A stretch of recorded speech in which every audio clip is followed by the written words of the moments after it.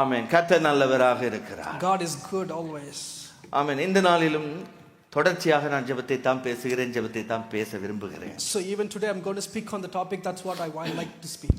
பேசுகிற வார்த்தைகள் நிச்சயமாக சபைக்குள்ள மாற்றத்தை உண்டாக்கி கொண்டிருக்கிறது. So every word I speak, I can see that there's change happening inside the church. இன்னும் நாம் ஜெபத்திலே கட்டப்பட வேண்டும். Still we need to be built in the prayer. இன்னும் ஜெபத்திலே நாம் மேலே வளர்கிறவர்களாக இருக்க வேண்டும். Still we need to grow in the ladder of the prayer. ஆகவே தொடர்ந்து நான் ஜெபத்தில் இருக்கிற வார்த்தைகள், ஜெபத்தை குறித்த வார்த்தைகளையே தியானித்து நாம் அதை உட்கொள்ளும் பொழுது நிச்சயமாக நாம் தனிப்பட்ட ஜீவியத்திலும் சபையினுடைய வாழ்க்கையிலும் பெரிய மாற்றத்தையும் இந்த தேசத்திலும் பெரிய மாற்றத்தை பார்க்க முடியும். So still when we meditate on the word prayer and when we take those kind of things and take inside of it, we can see there will be a change in the church and in the nation as well. வேத புத்தகத்திலே பார்க்கும் பொழுது வேதத்திலே பலவிதமான ஜெபங்களை குறித்து வேதம் நமக்கு போதிக்கிறது. So if you look at the Bible, we can see that it teaches many different kind of prayers. இந்த நாளிலே நான் உங்களுக்கு மத்தியிலே கூட்டு ஜெபத்தை குறித்து நான் பேச விரும்புகிறேன். So today I'm going to speak on the topic corporate prayer. இயேசு கிறிஸ்துவினிடத்தில் தனி ஜெபம் இருந்ததை குறித்து பார்க்கிறோம். We all know that Jesus Christ had a personal prayer. தனி ஜெபம் பேதுருவுடைய வாழ்க்கையில் இருந்தது. So Peter also had a prayer, the personal prayer. அதே நேரம் வேதம் நமக்கு கூட்டு ஜெபத்தை குறித்தும் போதிக்கிறது. Also the same way Bible also teaches us about the corporate prayer. ஜெபம் பண்ணுவதில் இருக்கிற மேன்மைகளை வேதம் நமக்கு காண்பிக்கிறது. So when we join together, we pray, there is a greatness in that. That's what Bible teaches. ஜெபத்துக்கு அவ்வளவு வல்லமை இருக்குமானா? Imagine that for an individual prayer. சேர்ந்து நாம வந்து ஜெபம் பண்ணும் பொழுது, so when we join together and we pray, என்ன நடக்கும் என்பதை வேதம் நமக்கு காண்பிக்கிறது. The Bible shows us what will happen. எப்படிப்பட்ட காரியங்கள் எல்லாம் தேவன் செய்தார் என்பதை நமக்கு சரித்திரத்திலே வேதத்தில் எழுதப்பட்டிருக்கிறது. So in the history it shows, and even in the Bible it shows that what are the things that happen when they join together and pray. கூட்டு ஜெபம் என்பது ஆண்டவர் விரும்புகிற ஒரு காரியம். So when we say corporate prayer, God likes that kind of prayer. தனி ஜெபத்தையும் தேவன் விரும்புகிறார். God likes the personal prayer. கூடி வந்து ஜெபிக்கிறதையும் தேவன் விரும்புகிறார். Also God also likes that when we gather together. சில பேருக்கு தனி ஜெபத்திலே தான் பழக்கப்பட்டிருப்போம். Some people will have the habit of having the personal prayer. நல்லது, தனி ஜெபத்தை விரும்புங்க. That's right, that's good, அதே நேரத்தில் கூடி வருகிறதையும் வசனம் சொல்லுகிறபடி விட்டு விடாதீங்க. Also the other thing is you should not leave the corporate prayer, joining together and praying. That எபிரேயர் புத்தகத்தில் அதை தான் வாசிக்கிறோம். In the book of Hebrews, that's what we read. அங்கே வேதம் சொல்லுகிறது, that Bible says சபை கூடி வருதலை சிலர் விட்டு விடுகிறது போல நாமும் விட்டு விடாமல் ஒருவருக்கொருவர் புத்தி சொல்ல கடவோம். நாளானது சமீபித்து வருகிறது, எவ்வளவாய் பார்க்கிறீர்களோ அவ்வளவாய் புத்தி சொல்ல வேண்டும். Amen. Not giving up meeting together as some are in the habit of doing, but encourage one another, and all the more you see day approaching. Amen. சபையாக கூடி வருகிறது மேன்மையை இந்த எபிரேய நிருபத்தை எழுதின ஆசிரியர் என்ன செய்கிறார்? அதுக்கு முக்கியத்துவத்தை கொடுக்கிறார். So the author of Hebrew, he gives an importance of saying that join in together, come together and pray. அவர் சொல்றாரு விட்டு விட்டுறாதீங்க. He says do not leave those things. அத விட்டு விட்டுறாதீங்க. He says do not leave those things.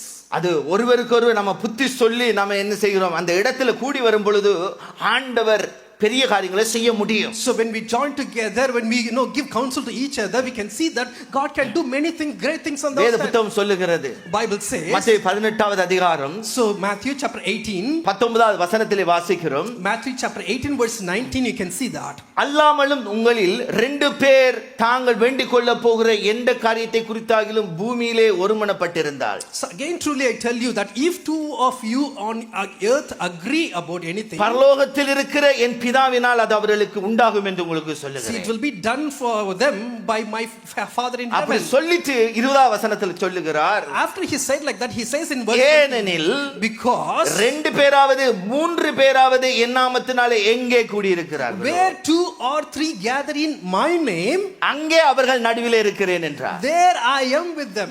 அப்ப 2-3 பேர்கள் கூடி வரும் பொழுது அங்க கர்த்தரே வந்து இருக்கிறார். So where 2 or 3 gather, God himself comes there. நிச்சயமாக தனியாக நீங்க இருக்கும் ஜெபம் பண்ணும்போது உங்களோட கூட இருக்கிறார் தான். So for sure when you are doing your personal prayer, God is with you. நான் உங்களை தனியா விடேன் என்று தான் சொல்லி இருக்கிறார். He says I won't leave you alone. ஆனா அதே நேரத்துல நீங்க 2-3 பேர்களாக கூடி வரும் பொழுது உங்க நடுவுல இருக்கிறேன் என்று ப்ராமிஸ் பண்ணியிருக்கிறார். At the same time he said that when 2 or 3 gather, I will be in your midst. இன்றைக்கு இந்த சபை என்ன செய்யணும்? இந்த சத்தியத்துல கட்டப்பட வேண்டும். So what the church should be built in this kind of truth. கூடி வருவதில ஆசீர்வாதம் உண்டு. So when we gather together, there is a blessing. Bharathiyar சொல்லியிருக்காரு, Bharati, ஒன்றுபட்டால் உண்டு வாழ்வென்றாரு. so when we gather together, there is life.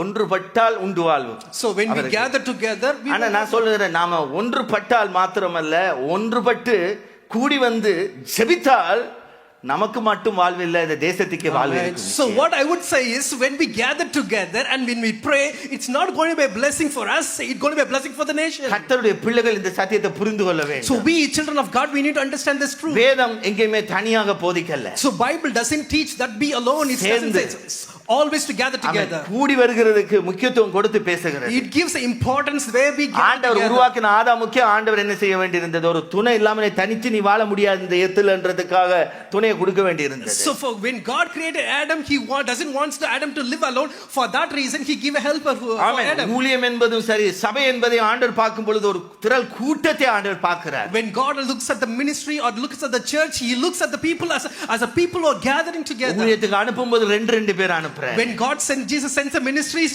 he sent two of them. வேதம் சொல்லுகிற ரெண்டு பேர் உண்டா கூடி இருந்தா அங்க அனல் உண்டாகும். So Bible also teaches where two people are there, there will be heat will be produced. நல்லா புரிந்து கொள்ள வேண்டும். Just understand. அப்ப தேவ பிள்ளைகள் கூடி வருவதில் பெரிய காரியங்களை செய்ய முடியும். So we children of God, when we gather together, we can do great things in this life.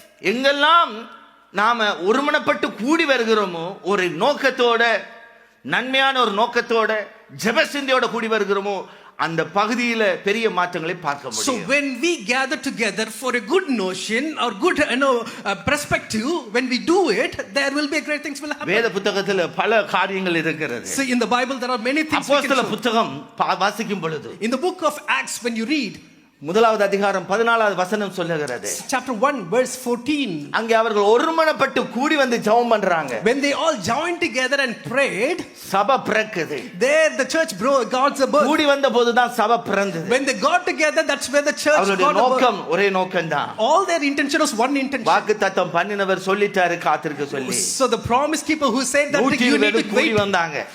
120 ஜெபம் gathered பண்றாங்க. together, they were praying, சபை பிறக்குது. and the church, we can see that